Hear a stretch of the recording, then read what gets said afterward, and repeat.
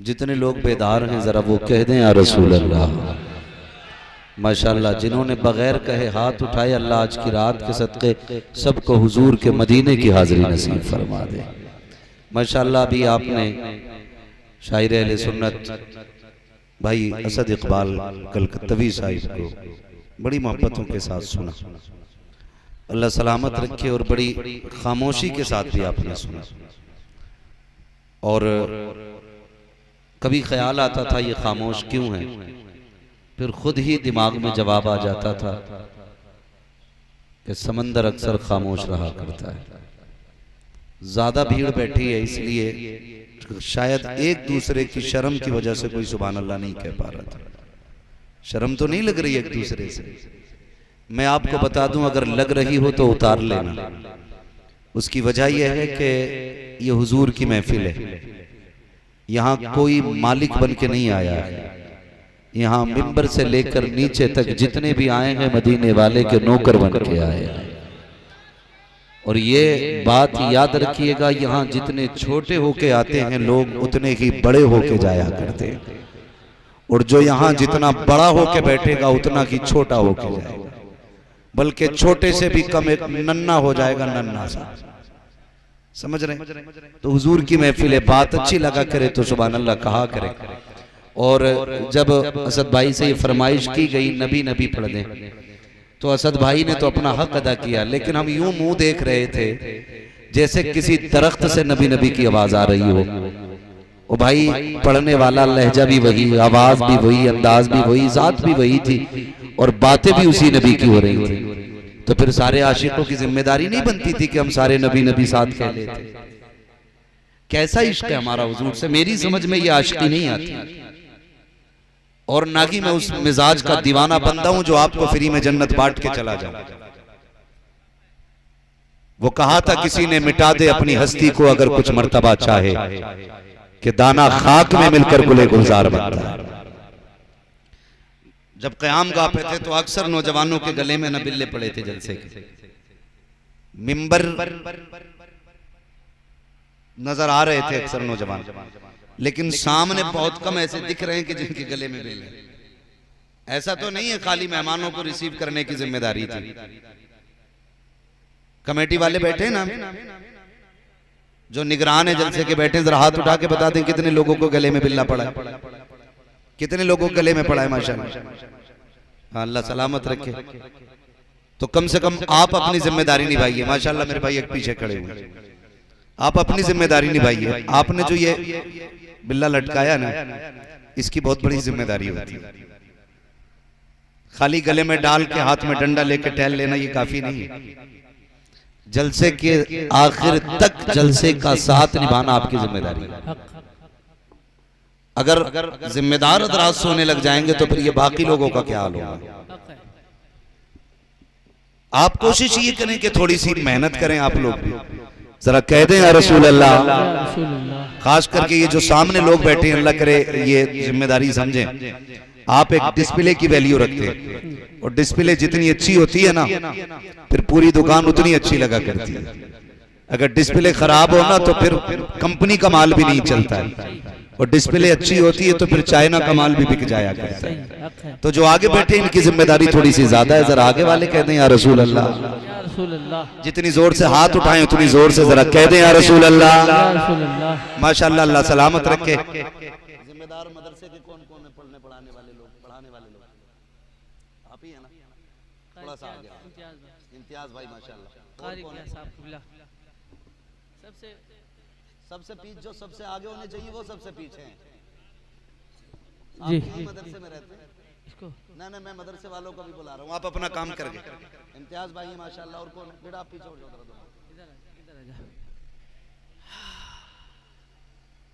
आज ना, आज जब आप इनके गलों में फूलों के हार डालो ना, तो उनसे पहले आप पर लाजिम है कि पढ़ाने वालों के गले में हार डाला जाए। क्या बात है भाई, भाई वाह। मैं एक बात अक्सर कहा करता हूँ, थोड़ा सा मैं मिजाज से हट के भी बात करता हूँ, शायद पसंद ना आया आपको, लेकिन बात कड़वी है, सच्ची भी है। हम खतीबों का नाम बड़ा इश्तिहार में डालते हैं, शुआरा का डालते हैं, और जिसकी पूरी मेहनत होती है ना मदरसे में, कभी कभी तो उसका नाम कोने में भी नजर नहीं आता। सही हक है। कभी कभी कोने में भी नाम नजर नहीं आता। हम ये नहीं कहते कि हजरत का नाम छोटा करो, हजरत का नाम छोटा करो, हम ये कहते हैं कि इनका भी नाम बड़ा, ताकि पता चल जाए ये जो 7 बच्चे फारिग हुए ना, ये डाउनलोड नहीं हुए, ये किसी के रत जगों का नतीजा, ये किसी की 2:30-3 बजे के उठने की मेहनत का नतीजा है। ये किसी ने आधी आधी रात कुर्बान करके इनको पढ़ाया गया, तब जाके इनके सीने में कुरान की दौलत आई। माशाअल्लाह। लेकिन हम इंसाफ नहीं करते, इंसाफ नहीं करते भाई, इंसाफ किया करो। आज सबसे बड़ी मुबारकबाद का जिम्मेदार वो बंदा है जिसने इनको हाफिज बनाया। ख्याल करें, इश्तिहार में भी उनको सरे फहरिस्त रखा जाए, मिंबर पे भी उनको आगे रखा जाए, ताकि लोगों को पता चले कि ये किसकी मेहनत है, किसने इतनी मेहनत की है कि एक आम बंदे को हाफिज कुरान बनाया गया। आप समझें, आज जो ये हाफिज कुरान बने, ये कोई आम बात नहीं, बहुत बड़ी बात है। कुरान में फरमाया गया, कुल हल यस्तविल्लज़ीना यअलमून वल्लज़ीना ला यअलमून। ए महबूब, आप फरमा दीजिए कि जानने वाले और ना जानने वाले बराबर नहीं है। जानने वाले और ना जानने वाले बराबर नहीं, बराबर बराबर बड़ा कौन होगा, जानने वाला कि ना जानने वाला? बोले आप जरा थोड़ा सा। जानने वाला बड़ा होगा ना, लेकिन उल्टी गंगा बहने लगी, जिसे वुजू करने का तरीका याद नहीं है, वो मस्जिद से निकल के कहता है इमाम साहब को नमाज पढ़ानी नहीं आई। अल्लाह अकबर। अल्लाह, बह गई उल्टी गंगा, बह गई कि नहीं भाई? जिसको वुजू के फराइज तक याद नहीं, वो बंदा कहता है कि इमाम साहब को नमाज पढ़ानी नहीं आई, और 4 इब्लीस खड़े होकर उसकी हिमायत करते हैं। कहते इतनी हिम्मत किसी ने नहीं कि जो आज तुमने की है प्रधान। अल्लाह अकबर। अल्लाह, अगर कोई प्रधान हो तो बुरा ना मानो, मैं सिर्फ मिसाल के तौर पे ये नाम ले रहा हूं। हाँ, कि तुम्हारे अंदर जितनी हिम्मत है इतनी किसी में नहीं है। इन 4 बेवकूफों को मेरा मशवरा है, ये डूब रहा है, तुम इसके साथ मत डूबो, इसलिए कि जो उलमा से टकराता है वो तबाह और बर्बाद हो जाता है। जिसे खुद कुछ नहीं आता वो कहता इमाम साहब के पीछे नमाज नहीं हुई। क्या हुआ? इनका अंगूठा हिल गया था। ओ भाई, कब के? जब सजदे में थे। सजदे में तूने कैसे देख लिया भाई? हमारे यहां तो सजदे का तरीका यह है, पेशानी नाक ये जमीन पे लगी होती है, और नाक इतनी जोर से दबी होती है कि नरम हड्डी तक दब जाए, सख्त हड्डी आ जाए, इतनी जोर से नाक दबी होती है। तो तेरे टहले किधर चल रहे थे? तूने कैसे देख लिया? या तो बीच सजदे से सर उठाया होगा तूने, या फिर सजदे में ताका झांकी करके गया होगा। अब तू इनकी ना पूछ, अपनी बता तेरी हुई कि नहीं। गौर करें इन बातों पर। जिन्हें कुछ नहीं आता वो फतवे देने बैठ जाते हैं, जो कुछ नहीं जानते वो उलमा में कमियां निकालते हैं। जबकि फरमाया गया, महबूब आप फरमा दो कि जानने वाले और ना जानने वाले बराबर नहीं है। आपको अगर कुछ नहीं आता ना, तो आप इल्म वालों से पूछें, जाइए इल्म वालों से पता करें कि वुजू का तरीका क्या है, नमाज का तरीका क्या है, ये इल्म वाले बताएं। और अगर आप ये नहीं करेंगे तो समाज में फसाद होगा, समाज में फसाद होगा। आज बिगाड़ की सबसे बड़ी वजह यह है कि हमारे बीच से इल्म उठता जा रहा है। ये सबसे बड़ी वजह कि हमारे दरमियान से इल्म उठता जा रहा है। हमने, मैं इस बात का इनकार नहीं करूंगा आपसे कि आप बच्चों को इंग्लिश ना पढ़ाएं, इंजीनियर ना बनाएं, सब कुछ बनाएं, लेकिन मैं कहूंगा पहले गुलाम मुस्तफा बनाएं, पहले गुलाम मुस्तफा बनाइए। आप जानते हैं इल्म की कितनी बड़ी चीज है। पैगंबर इस्लाम मक्के में तशरीफ लाए, हालात क्या थे जमाने के? चोरी, झूठ, दगा, जिना, बदकारी, कत्ल, डाकाजनी, कोई ऐब ऐसा नहीं था जो उस वक्त जमीन पे नहीं हो रहा था। अब हुजूर आए थे इस्लाह के लिए, संवारने के लिए सरकार तशरीफ लाई। जब जमाने के इतने बिगड़े हुए हालात लोगों के देखे मेरे नबी ने, तो बड़े परेशान हो गए। बज़ाहिर 63 साल जिंदगी के अंदर एक मुकम्मल बिगड़ी हुई कौम को मुकम्मल तरीके से संवारना और फिर रब के पैगाम को जमाने भर में पहुंचाना भी। अब परेशान हो गए कि 63 साल जिंदगी में इतना बड़ा काम करना है, कैसे किया जाए। अब मिसाल के तौर पे आप समझें, अगर कोई बंदा दिमाग का मरीज है तो वो किस डॉक्टर को दिखाता है? कौन से डॉक्टर को दिखाएगा? दिमाग के डॉक्टर को। अगर दिल का मरीज है तो जोर से बोले हैं, दिल के डॉक्टर को दिखाएगा। मैं पढ़े लिखे लोगों से बात करना चाहता हूं, फिर किसको दिखाएगा वो? दिल का मरीज दिल के डॉक्टर को। अगर किसी के दिमाग में दर्द है तो दिमाग के डॉक्टर को। किसी के किडनी में दर्द है तो, यानी कि जो जिस मर्ज में मुब्तला उसके स्पेशलिस्ट को दिखाता है।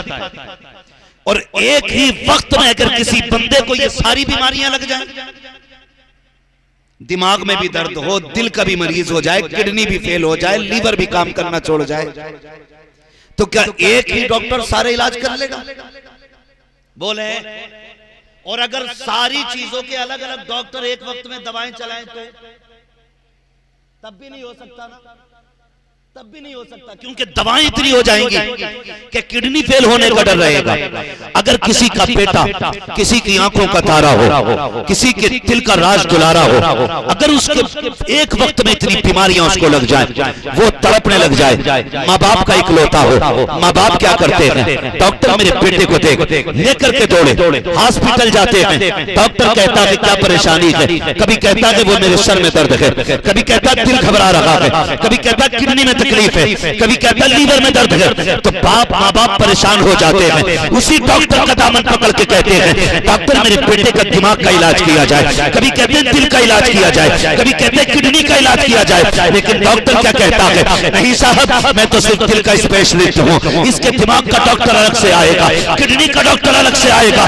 माँ बाप तरफ जाते हैं, डॉक्टर अगर अलग अलग डॉक्टर बुलाए गए, वक्त लग जाएगा। कहीं ऐसा ना हो इतनी देर में हमारे बेटे का इंतकाल हो जाए, हमारा बेटा हमसे हमारे हाथों से चला जाए। ऐसा करो, कोई ऐसी दवा दे दो जिससे एक ही खुराक के जरिए हमारे बेटे की हर बीमारी दूर हो जाए। बस आप बिला तमसील समझ लीजिए, जिस तरह बेटे का दर्द बाप को होता है, उससे कहीं ज्यादा उम्मत का दर्द मेरे नबी के सीने में है। जब उम्मत में बीमारियां देखी, जिना हम में मौजूद है, चोरी हम में मौजूद है, बदकारियां हम में मौजूद है, मेरे नबी रोए, या अल्लाह अगर एक मर्ज का इलाज किया गया, वक्त लग जाएगा, काम बड़ा ज्यादा है, मेरे मालिक एक ऐसी खुराक दे दे कि एक ही खुराक में सारी बीमारियों का जनाजा निकल जाए। फिर मेरे रब ने फरमाया मैं तू परेशान ना हो, वो एक खुराक दे रहे हैं, इक़रा बिस्मि रब्बिकल लज़ी खलक़। ए मुस्तफा ये लेके चले जाओ, तालीम आम कर दो, सारी बीमारियों का खुद ब खुद इलाज होता चला जाए। सुभान अल्लाह, सुभान। नारे तकबीर, नारे रिसालत, पैगाम मुस्तफ़ा कॉन्फ्रेंस, मुफ्ती हम्माद साहब क़िबला। ओ भाई, जो महबूब पैगाम लेकर के आया पढ़ने का, आज उसकी उम्मत अंगूठे लगा रही है, नाम भी लिखना नहीं आता उसकी उम्मत को। हैरत होती है हमें। नौजवानों पढ़ो और आगे बढ़ो, आगे बढ़ो। कितनी तब्दीली आई है, बहुत बड़ी तब्दीली। आज मुस्लिम इलाकों में होटल कसरत से खुलते जा रहे हैं। जी सही है। अगर कोई होटल वाला बैठा है तो बुरा ना माने, मैं किसी का होटल बंद कराने नहीं बैठा। मेरी ख्वाहिश ये है होटल खुले या बंद हो जाएं, लेकिन हर गली में किताबों की दुकानें जरूर खुलनी चाहिए। सुभान अल्लाह, सुभान अल्लाह। हर गली में मकतब होना चाहिए। बहुत अच्छा। किताबें तुम्हारी मर्जी है, होटल जितने चाहो खोलो। हमारी कौम खाने पे गिर गई, खाने पे गिर गई। तबीबों ने, डॉक्टरों ने, सबने कहा शाम को हल्का खाना खाओ। ये शाम को सबसे डट के खा रहा है, सबसे डट के शाम को ही खा रहा है, होश ही नहीं ले रहा है। फैशन हो गया अब तो हजरत रातों में होटल खुलने का। 3 बजे टहल के आने वालों, बताओ तो सही पढ़ाई कब करोगे? 2 बजे तक जागने वालों, वो रोशन मुस्तकबिल कैसे होगा हमारा? आज दुनिया चीख रही है, मुसलमान तबाह किया जा रहा है। ओ भाई, हमारी बर्बादी में गैरों का हाथ कम है, अपनों का हाथ ज्यादा है। दिल के बपोले जल उठे सीने के दाग से, इस घर को आग लग गई घर के चिराग से।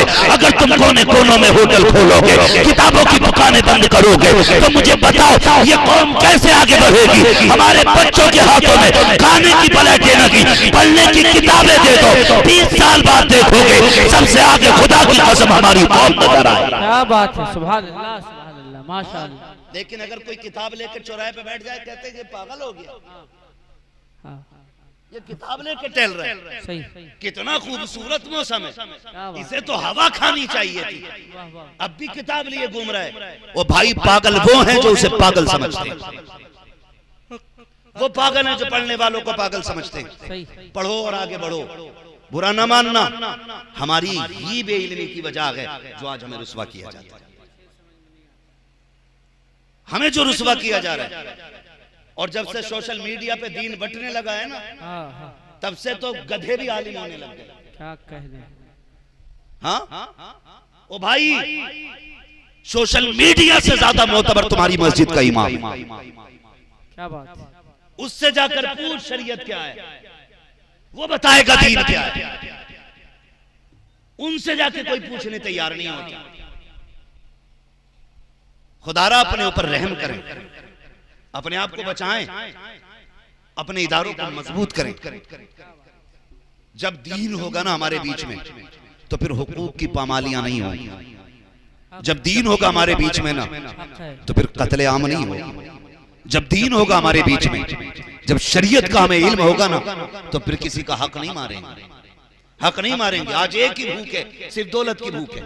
आज हमें आगे निकलना है, हमें बब्बन से ऊंची कोठी बनानी है, अच्छा से बड़ा प्लाट खरीदना है। ये भूख लगी आज सबको आगे बढ़ने की, लेकिन किसी को ये फिक्र क्यों नहीं होती है कि मेरे बेटे को इमाम आजम अबू हनीफा का गुलाम बनना है, मेरे बेटे को गौसे पाक का नौकर बनना है, मेरे बेटे को आला हजरत का सच्चा मानने वाला बनना है। बुरा मत मानिएगा, हमारी कौम में सिर्फ खोखले नारे रह गए हैं, हकीकत का कोई लेना देना नहीं रह गया है। खाली नारों से काम नहीं चलेगा, अपने किरदार में भी मसलक आला हजरत की झलक लानी पड़ेगी। बरेली के इमाम अहमद रजा के तौर तरीके को अपने किरदार में लाना पड़ेगा, तब जाकर के हम तरक्की हासिल करेंगे, तब जाके हम आगे बढ़ेंगे। हमारे हालात तो देखो सही, हमें दीन से कोई मतलब नहीं है। कितने लोग तो ऐसे हैं कहते हैं साहब मौलवियों से मतलब नहीं रखते हैं, मैं बिजनेसमैन हूँ, मुझे अल्लाह रसूल से मतलब है। गैरत आनी चाहिए, अल्लाह रसूल से मतलब भी उसी का सच्चा होता है जिसका ताल्लुक उलमा से होता है। जो उलमा से दूर होता है वो अल्लाह रसूल के करीब नहीं हो सकता है। इसलिए कि अल्लाह रसूल के कैसे करीब होना है ये तुम्हें कोई लुटेरा कोई डाकू नहीं बताएगा। अल्लाह रसूल के कैसे करीब होना है ये तुम्हें मस्जिद का इमाम या किसी मदरसे का एक मुदर्रिस ही बता देता। बेशक, सुभान अल्लाह, सुभान अल्लाह। इसलिए आपको उलमा के करीब होना पड़ेगा। बेशक, उलमा के करीब हो जाओ। चोरी पढ़िए, डकैती पढ़िए, डर ही नहीं लगता, डर ही नहीं लगता। कहता जी मैं नहीं सुनता हूँ, मैं कोई नहीं सुनता, मैं तो बस अपने दिमाग से काम कर रहा हूँ। चला अपना दिमाग कब तक चलाएगा, कितने दिन चलेगा?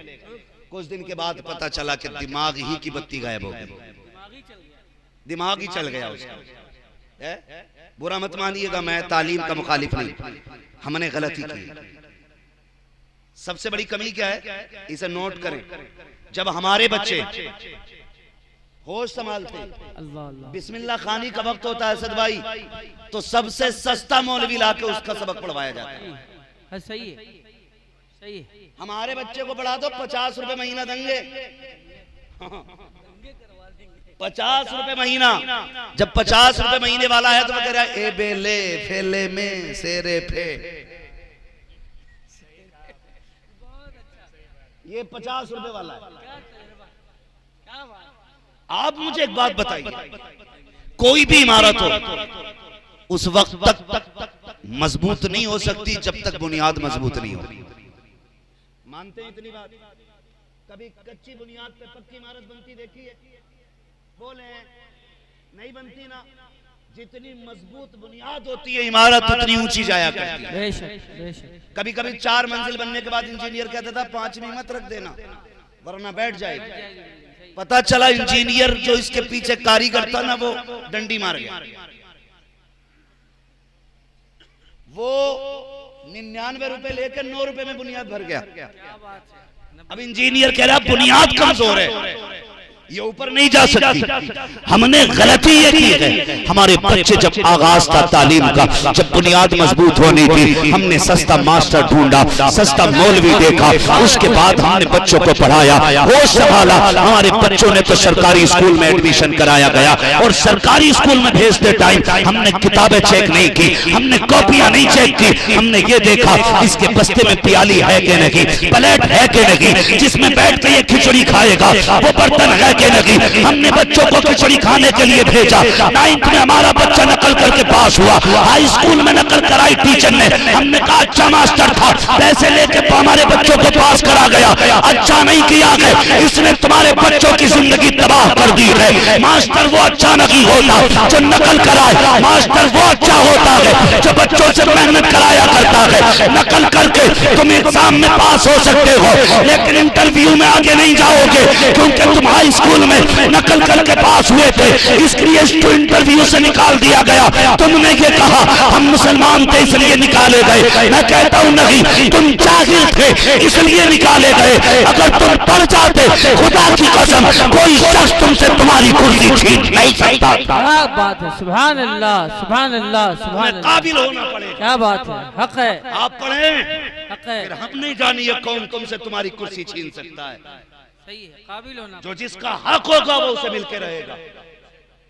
वो बात याद रखिए, भारत के ये कहते न सिसकते हुए मंजर ख्वाजा पिया के ख्वाब की ताबीर नहीं है। हर धर्म के लोगों का यहाँ हक है बराबर, भारत किसी के बाप की जागीर नहीं है। आप पढ़ें, आगे बढ़े, हम देखें कौन आपको रोक सकता है, लेकिन शर्त पढ़िए, जब तक खाली नकल करके पास होगे तो तुम्हें कोई कटोरा भी नहीं देगा, कटोरा भी नहीं देगा। बुरा मत मानना, हम पीर वाले लोग हैं और सिलसिले वाले लोग हैं, अल्लाह का शुक्र है बरेली वाले लोग हैं माशाअल्लाह। जो बरेली वाले वही बोले, सुले कुल्लियों से मेरा कोई मतलब भी नहीं है, और मैं खिचड़ी को घोटने का काम भी नहीं करता हूँ। यहाँ से निकल ले, हम बरेली वाले लोग। हाँ, हमारी कौम का सबसे बड़ा फोकस जो है ना, मेले मज़ारों पे, मेले मज़ारों पे सबसे ज्यादा हमारी कौम का फोकस लगा। साल भर पहले नौजवान कपड़ों में आ जाता, बाबा का उर्स आ रहा, क्या करेगा, पूरा गांव सजाऊंगा, सजा ले, हम भी उर्स वाले। अब क्या करेगा, कहा नहीं, चचा कह रहे हैं कि अब फला का बाल आना, और करवट में कुछ मुकाबले के लिए भी हो। आपसे पूछना चाहता हूं, आप मुंबई कमाते हैं, अमेरिका कमाते हैं, सऊदी अरबिया जाते हैं, विदेश कमाते हैं, आपकी कमाई की इतनी भी वैल्यू नहीं है कि वो हलाल जगह लग सके। मज़ारात के हालात ऐसे, न मुजाबिर रोकने तैयार हैं, न मज़ार वाले रोकने तैयार हैं। एक एक मज़ार पर 250-250 चादरें। क्या ये मसला के हालात रहते? नहीं, मसला के हालात रखिए गए। अगर एक चादर पहले से मौजूद हो तो बिना जरूरत दूसरी चादर ना चढ़ाई जाए। क्या बात है, सुभान अल्लाह। ये मसला के हालात बेशक, सुभान अल्लाह। चला चला रहा 14 किलोमीटर से 70 गज की चादर लेके। हाँ, हमने कहा जितनी चादर ला रहे हैं ये सारी ताज्जुब गुजार तो होंगे। क्या बात है, लेकिन पता चला किसी की टांगे कांपी तो किसी ने शराब पी ली, किसी ने भांग का चस्का लगाया, किसी ने नशा किया, तब जाके 14 किलोमीटर पैदल ये चादर लेके पहुंचा गए। क्या होगा तेरी इस चादर का? तुझे क्या लगता है तेरी इस चादर से मजार वाला राजी हो जाएगा? तेरे इन तमाशों से मजार वाला राजी होगा? अगर तू मजार वाले को राजी करना है, बंद करो ये तमाशे। इस पैसे को उठा करके किसी गरीब की तालीम पे लगा दो, किसी कमजोर की पढ़ाई पे लगा दो, किसी इदारे में जाकर के लगा दो। मजार वाले से कहो आज तेरी चौखट के सदके में मैंने एक जवान को IAS बना दिया है, एक को IPS बना दिया है, एक को इंजीनियर बनाया है, एक को डॉक्टर बनाया है, एक को कारी कुरान बनाया है। खुदा की कसम अगर इतना कहोगे मजार वाले की तरफ से, अगर इतना करोगे मजार वाला भी राजी होगा और तुमसे काबे वाला खुदा भी राजी होगा। बुरी लग रही होंगी ना बातें, लेकिन कड़वी सच्चाई है। हाँ, निकलो इस चमक दमक से, थोड़ा सा कुछ करो। करने का मतलब क्या? पढ़ो और आगे बढ़ो, पढ़ो और आगे बढ़ो, तालीम की तरफ तवज्जो दो। अच्छे स्कूल में बच्चे पढ़ाइए, अच्छे मदरसों में बच्चे पढ़ाइए। और अगली बात यह है कि आप किसी भी स्कूल में बच्चे को पढ़ाएं, कोई भी तालीम बच्चे को दें, लेकिन मुस्तफा के दीन की तालीम सबसे पहले दी जाए।